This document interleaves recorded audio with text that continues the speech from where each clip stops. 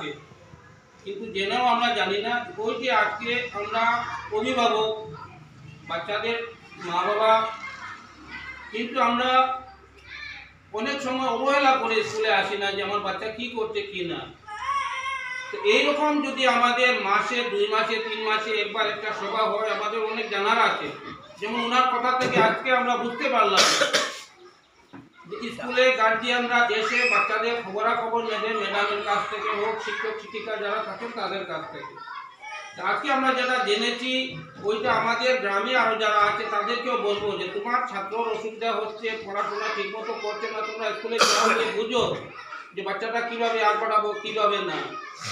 আমরা স্কুলে যখন আমাকে স্কুলের সভাপতি বানানো হয়েছে, আমি স্কুলে প্রায়ই আসি, দিদিমণি চাকরি বা বাকি যারা দিদিমণি আছেন এরাও চাকরি, প্রত্যেক বাচ্চাকে বলি যে তোমরা রাত্রে সন্ধ্যার পরে যখন পড়তে বসবে তোমাদের মাকে সামনে ডেকে এনে তোমরা পড়তে বসবে।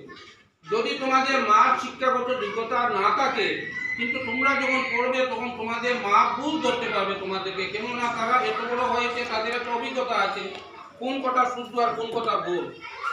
আজকে বাচ্চার জায়গা যদি আমরা রাত বলি তাহলে মা বলবে যে রাত খাই, তখন মা বলবে রাত কি খাই রে, ভাত খাই।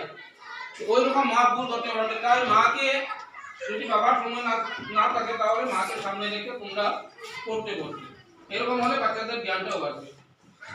2 নম্বর হচ্ছে আমাদের স্কুলের অনেক সমস্যাটা হচ্ছে স্কুল যখন আছে তখন তাকে নির্দিষ্টভাবে একটু শান্তিতে ভালোভাবে রাখতে চাই। আমরা ভালোভাবে রাখার জন্য আমরা আগের প্রধান শিক্ষক তাকেও অনেকবার আমরা লিখিতভাবে দিয়েছিলাম। এখন আপনাকেও বলছি, যদি আপনার ওইখানে লেখার কিছু থাকে আপনি লিখবেন। আমাদের স্কুলের বাউন্ডারির প্রয়োজন, বিশেষ করে স্কুল যদি আমরা ভালোভাবে রাখতে চাই বা সুরক্ষিত রাখতে চাই তাহলে আমাদের একটা বাউন্ডারির প্রয়োজন আছে। গ্রামের মানুষের সহায়তা করে আমাদেরকে বাস দেয়, সরকার বাহাদুর তো নির্দিষ্ট একটা পয়সা দেন, কিন্তু এই পয়সাতে আমাদের বাউন্ডারি বেড়াটা দেওয়া হয় না। গ্রামের মানুষও কিছু দেয়, আমরাও কিছুটা দিয়ে সাহায্য করি। 2 নম্বর হচ্ছে এমডিএম এর যে পয়সা, যেটা এমডিএম এর পয়সা পুরা নিয়মমাফিক পয়সা দেয়। এর থেকেও যদি 10 টাকা বেশি দেয়, আপনার জানা আছে বা আমাদের সবার জানা আছে, এই পয়সা আবার 10 টাকা অন্য রাস্তায় খরচ করা যাবে না। কেন যাবে না? এখন সরকার বাহাদুর দিয়েছে যে স্কুলে যদি আমার 50 জন বাচ্চা আছে, 200-র মধ্যে 50 জন বাচ্চার ফটো তুলে তাদের খাওয়াটা নির্দিষ্ট করে খাওয়া দিতে হবে। যদি আমার পয়সা বাঁচে তাহলে পয়সাটা অ্যাকাউন্টে থাকবে, প্রেসিডেন্টও তুলতে পারবে না আর ম্যাডামও তুলতে পারবে না। তো আমাদের প্রথম লাগবে বাউন্ডারি। 2 নম্বরে আমাদের বাচ্চার তুলনায় আমাদের ক্লাসরুমটা কম হয়ে গেছে। এই যে ক্লাসরুম যেটা আছে এখানে 3টা সেকশন, প্রথম, দ্বিতীয় এবং তৃতীয়। এই একটা রুমের মধ্যে 3টা সেকশন পড়ানো দিদিমণিদের একটু ড্রাইভার হয়ে যায়, তার জন্য আপনি ওইটাকে একটু নোট করে রাখুন। 2 নম্বর, আমাদের সামনে বিগত 20 বছর আগে একজন সভাপতি ছিলেন, উনি স্কুলে কিছুটা অংশ বানানোর পর ওইটা কমপ্লিট করতে পারেননি, কি জন্য ওটা জানি না, ওইটা আগে বা ছিল। তো সরকার বাহাদুর যদি আমাদেরকে এইটাও ঠিক করার, মেরামতি করার জন্য বা নতুন বিল্ডিং দান করুন, তাহলে তার জন্য আমি আপনার কাছে আবেদন রাখছি, আপনি লিখিতভাবে ওইটা কোনো কর্তৃপক্ষের কাছে দিন। 3 নম্বরে চাইছি, এই ঘরটা আমাদের দেখার দেখে লাভ নেই, এটাকে মেরামত করেও লাভ হবে না। ওইটা আমরা যদি রিডাকশনে দেওয়া যায়, অপশন করে দেওয়া যায়, আমাদের গ্রামে কেউ কিনে, তাহলে সেই পয়সাটা জমা করে আমরা এখানে নতুন একটা বিল্ডিং ঘর বা এখানে একটা ভালো একটা কিছু করার প্রয়োজন আছে।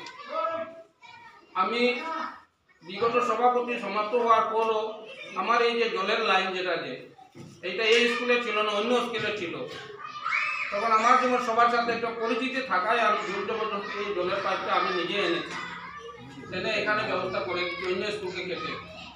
তো চেষ্টা করছি স্কুলটাকে সুন্দর করার, কিন্তু নিজে নিজে আমরা কি সুন্দর করবো? আমাদের গ্রামের মানুষ রুজি কামড়া বললেই চলে, আমাকে নিয়ে আমরা চাষবাস করি, রোজগার করি, প্রতিদিনে যা পাই তা দিয়ে চলি, কিন্তু স্কুলে ডোনেশন করার মতো আমাদের ক্ষমতা নেই। আর সেই জন্য আমাদের তরফ থেকে যা পারি, মনে করুন আমাদের বাড়িতে বাস আছে, বাস দিয়ে আমরা সাহায্য করে বেড়াটা দিলাম। সরকার বাহাদুরের কাছে আপনারা আবার